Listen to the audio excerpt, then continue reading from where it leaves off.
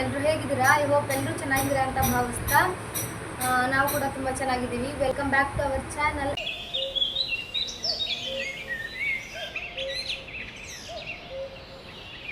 ಎಲ್ಲರಿಗೂ ನಮಸ್ಕಾರ. ಇವತ್ತಿನ ಬ್ಲಾಗ್ನ ನಾನು ಸ್ಟಾರ್ಟ್ ಮಾಡ್ತಾ ಇದ್ದೀನಿ. ಬೆಳಿಗ್ಗೆ ಕೆಲಸ ಎಲ್ಲ ಮುಗೀತು. ಮೊನ್ನೆ ಒಂದೆರಡು ದಿನದಿಂದ ಇದು ಮಾಪ್ ನಮ್ಮದು ಕಟ್ಟಾಗಿತ್ತು. ಇದರದ್ದು ಆ ಬಟ್ಟೆ ಏನಿತ್ತು ಅದೆಲ್ಲ ಒಂದೊಂದು ಎಳೆ ಹೋಗ್ತಾ ಇತ್ತು. ಅದಕ್ಕೋಸ್ಕರ ಒಂದು ಐಡಿಯಾನ ಮಾಡಿ ನಾನು ಇದೆಲ್ಲ ಸರಿ ಇತ್ತಲ್ವ, ಹಾಗಾಗಿ ಬಿಸಾಕೋದು ಬೇಡ ಅಂತ ಇದಕ್ಕೆ ನಾನೊಂದು ಹಳೆಯ ಬಟ್ಟೆನ ಯೂಸ್ ಮಾಡಿಕೊಂಡು ಮಾಪ್ ತಯಾರು ಮಾಡ್ತಾ ಇದ್ದೀನಿ. ಅದನ್ನು ಹೇಗೆ ತಯಾರು ಮಾಡ್ತೀನಿ ಅಂತ ನಿಮ್ಮ ಜೊತೆ ಶೇರ್ ಮಾಡ್ಕೊಳ್ತೀನಿ, ಬನ್ನಿ. ನಾನೀಗ ಮಾಪ್ ತಯಾರು ಮಾಡೋದಕ್ಕೆ ಒಂದು ಟೀ ಶರ್ಟ್ನ ತೊಗೊಂಡಿದ್ದೀನಿ. ಸ್ವಲ್ಪ ದಪ್ಪವಾಗಿರೋ ಟೀ ಶರ್ಟ್ನ ತೊಗೊಂಡಿದ್ದೀನಿ. ಇದು ಹಳತ್ತು. ಈ ಸೈಜ್ಗೆ ಇದನ್ನು ಹಿಡ್ಕೊಂಡ್ರೆ ಇದು 3 ಸ್ಟೆಪ್ ಬರ್ತದೆ. ಯಾವ ರೀತಿ ಅಂದರೆ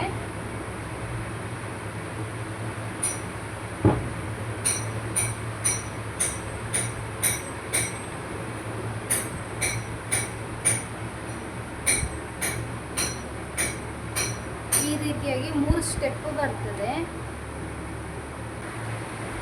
ಇಷ್ಟು ಕಟ್ ಮಾಡ್ಕೊಳ್ತೀನಿ.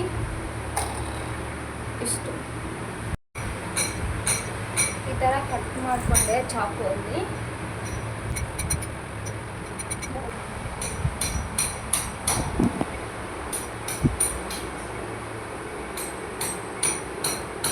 ಈ ರೀತಿಯಾಗಿ ಹಾಕ್ಕೊಂಡು ಇದನ್ನು ಮಧ್ಯದಲ್ಲಿ ನಾನು ಮಡಚ್ಕೊಳ್ತಾ ಇದ್ದೀನಿ.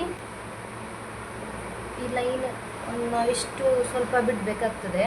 ಇಷ್ಟು ಬಿಟ್ಟು ಇಲ್ಲಿ ತನಕ ಇದನ್ನು ಹೀಗೆ ಹೀಗೆ ಕಟ್ ಮಾಡಬೇಕು.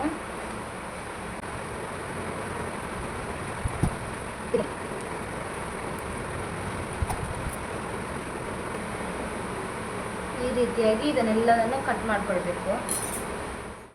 ಫೈನಲ್ ಆಗಿ ಈ ರೀತಿಯಾಗಿ ಆಗಿದೆ. ಇದನ್ನು ನಾನು ಇದರೊಳಗೆ ಹೆಂಗೆ ಜೋಡಿಸ್ಕೊಳ್ಳಿ ಅಂತ ತೋರಿಸ್ತೇನೆ. ಸೊ ನಾನಿಲ್ಲಿ ಮಡ್ತಾ ಇದ್ದೀನಲ್ವ, ಅಲ್ಲಿ ಕೂಡ ನಾನು ಸ್ಟಿಚ್ನ ಮಾಡ್ಕೊಳ್ಬೋದು. ಯಾಕಂದರೆ ಅಲ್ಲಿ ಪದೇ ಪದೇ ಅದು ಬಿಚ್ಚಲ್ಲ ಅಥವಾ ಏರುಪೇರು ಕೂಡ ಆಗೋದಿಲ್ಲ.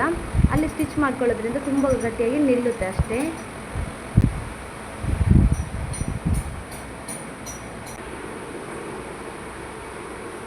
ನೋಡಿ ಈ ಥರ ಆಗಿದೆ. ಈಗ ಇದಕ್ಕೆ ನಾನು ಇಲ್ಲಿಂದ ಇದನ್ನೆಲ್ಲ ಸ್ಟಿಚ್ ಮಾಡ್ಕೊಳ್ತೀನಿ ಒಂದು ಗಟ್ಟಿ ದಾರದಿಂದ. ಕೆಲವರು ಅಂದ್ಕೊಳ್ಬೋದು ಇದಕ್ಕಿಂತ ಹೊಸತೆ ತೆಗಿಬೋದಲ್ವಾ ಅಂತ. ಆದರೆ ನಾನಿಲ್ಲಿ ಹಳೆ ಬಟ್ಟೆಯನ್ನು ರೀಯೂಸ್ ಹೇಗೆ ಮಾಡೋದಂತ ಹೇಳ್ತಾ ಇದ್ದೀನಿ ಅಷ್ಟೇ.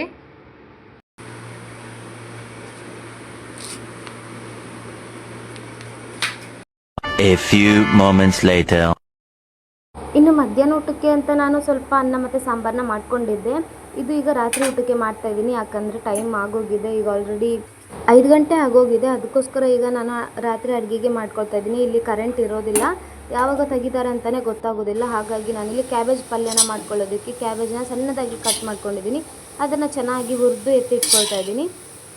ಸಣ್ಣದಾಗಿ ಕಟ್ ಮಾಡಿ ಹುರಿದು ಎತ್ತಿಟ್ಕೊಂಡು ಈಗ ನಾನೊಂದು ಈರುಳ್ಳಿ ಹಾಗೆ 4 ಕ್ಯಾರೆಟ್ನ ತುರಿದು ಹಾಗೆ ಈರುಳ್ಳಿನ ಕಟ್ ಮಾಡಿ ಇಟ್ಕೊಂಡಿದ್ದೀನಿ. ಈ ಕಡೆ ಹುರಿದದ್ದು ಕೂಡ ಸ್ವಲ್ಪ ತಣ್ಣಗಾಗಿದೆ. ಒಂದು ಕಡಾಯಿಗೆ ಎಣ್ಣೆ ಹಾಗೆ 1 ಚಿಟಿಕೆ ಆಗೋಷ್ಟು ಜೀರಿಗೆ, ಸಾಸಿವೆನ ಹಾಕಿ ಚಟ್ಪಟ ಅಂತ ಸೌಂಡ್ ಬಂದಮೇಲೆ ಅದಕ್ಕೆ ನಾವು ಕಟ್ ಮಾಡ್ಕೊಂಡಿರುವಂತಹ ಈರುಳ್ಳಿನ ಹಾಕಿ ಚೆನ್ನಾಗಿ ಫ್ರೈ ಮಾಡ್ಕೊಳ್ಬೇಕು. ಬೇಗ ಕೆಂಪಾಗಬೇಕಂದ್ರೆ 1 ಚಿಟಿಕೆ ಆಗೋಷ್ಟು ಉಪ್ಪನ್ನು ಹಾಕಿ ಸೇರಿಸ್ಕೊಂಡು ಚೆನ್ನಾಗಿ ಫ್ರೈ ಮಾಡಿಕೊಂಡ್ರೆ ಬೇಗ ಫ್ರೈ ಆಗುತ್ತೆ. ಆಮೇಲೆ ತುರಿದಿಟ್ಕೊಂಡಂತಹ ಕ್ಯಾರೆಟ್ನ ನಾನಿಲ್ಲಿ ಸೇರಿಸ್ಕೊಂಡು ಅದನ್ನು ಕೂಡ ಹಸಿ ವಾಸನೆ ಹೋಗೋ ತನಕ ಫ್ರೈ ಮಾಡ್ಕೊಳ್ತಾ ಇದ್ದೀನಿ. ಹಸಿ ವಾಸನೆ ಎಲ್ಲ ಹೋಗೋದ್ಮೇಲೆ ನಾನಿಲ್ಲಿ ಕ್ಯಾಬೇಜ್ನ ಹಾಕ್ಕೊಳ್ತಾ ಇದ್ದೀನಿ. ಕ್ಯಾಬೇಜ್ನೆಲ್ಲ ಹಾಕ್ಕೊಂಡು ಅದ್ರ ಮೇಲೆ ನಾನಿಲ್ಲಿ ಸ್ವಲ್ಪ ಅರಿಶಿನದ ಪುಡಿ ಹಾಗೆ ಖಾರದ ಪುಡಿನ ಹಾಕ್ಕೊಂಡು ಅದನ್ನು ಕೂಡ ಚೆನ್ನಾಗಿ ಫ್ರೈ ಮಾಡ್ಕೊಳ್ಬೇಕು. ರುಚಿಗೆ ತಕ್ಕಷ್ಟು ಉಪ್ಪನ್ನು ಹಾಕಿ ಇನ್ನೊಮ್ಮೆ ಚೆನ್ನಾಗಿ ಫ್ರೈ ಮಾಡ್ಕೊಳ್ಬೇಕು. ರುಚಿಯಾಗಿರೋ ಕ್ಯಾಬೇಜ್ ಪಲ್ಯ ರೆಡಿಯಾಗಿ ಹೋಗುತ್ತೆ. ಇದು ರೊಟ್ಟಿಗೆ, ಚಪಾತಿಗೆ, ಆಮೇಲೆ ಎಸ್ಪೆಷಲಿ ಹೇಳಬೇಕಂದ್ರೆ ಕುಚಲಕ್ಕಿ ಅನ್ನದಲ್ಲಿ ತುಂಬ ಅಂದರೆ ತುಂಬ ಚೆನ್ನಾಗಿ ಆಗುತ್ತೆ. ಇನ್ನು ರಾತ್ರಿ ಊಟಕ್ಕೆ ಮಧ್ಯಾಹ್ನದ್ದು ಅನ್ನ ಮತ್ತು ಸಾಂಬಾರು ಹಾಗೆ ಕ್ಯಾಬೇಜ್ ಪಲ್ಯ, ಚಪಾತಿ.